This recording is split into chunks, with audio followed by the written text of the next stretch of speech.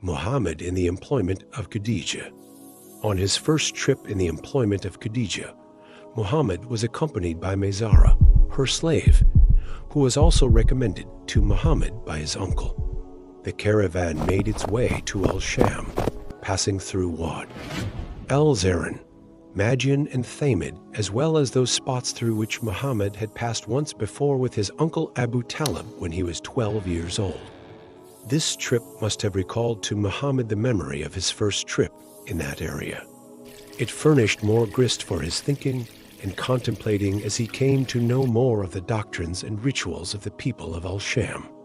When he arrived at Basra, he came into contact with Syrian Christianity and talked to the monks and priests, some of whom were Nestorians.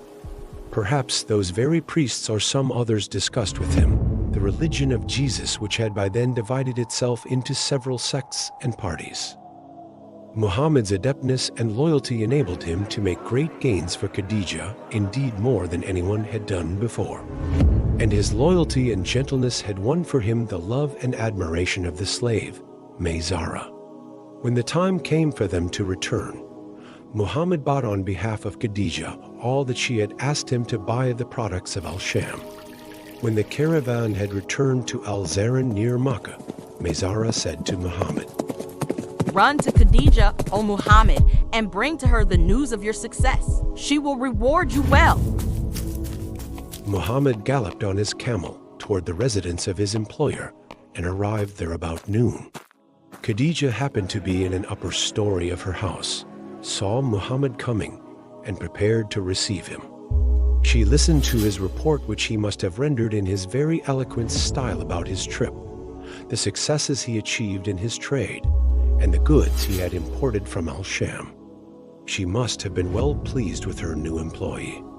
Later on, Maysara arrived and reported to her about Muhammad, his gentle treatment of him and his loyalty to her that confirmed what she had already known of Muhammad's virtue and superiority over the other youths of Makkah. Shortly, despite her 40 years of age and the indifference with which she rejected the offers of the noblest of Quraysh, her satisfaction with her employee was to turn into love. She desired to marry this youth, whose eloquence and looks had made such a profound impression upon her. According to one version, she intimated her desire to her sister, and according to another, to her friend Nufaisha, daughter of Manya. Nufaisha approached Muhammad and said, "What prevents you from getting married?" Muhammad answered, "I have no means with which to afford it." She said, "What if you were excused from providing such means and were called by a person of beauty, wealth, status, and honor? What would be your response?"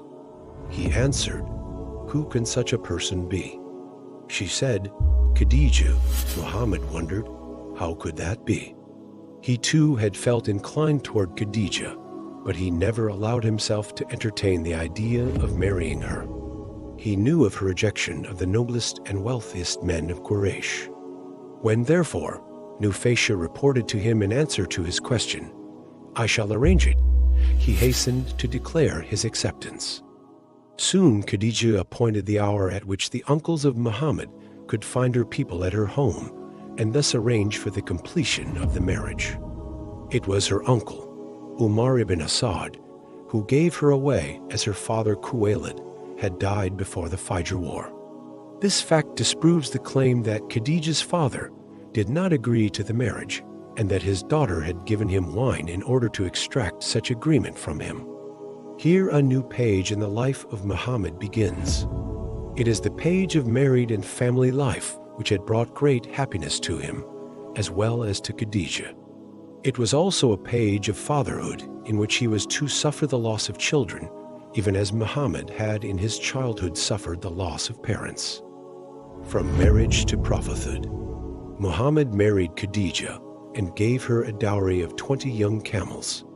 He moved to her house and thus began a new chapter in the life of both. Muhammad offered Khadijah the love of a man of 25, though not the raging passion of youth, which is as quickly kindled as cooled or put off. Khadijah gave him sons as well as daughters. The sons, namely Al-Qasim and Abdullah, died in childhood to the great grief of their father. The daughters survived and constantly remained the object of Muhammad's love and compassion, just as he was the object of their love and devotion.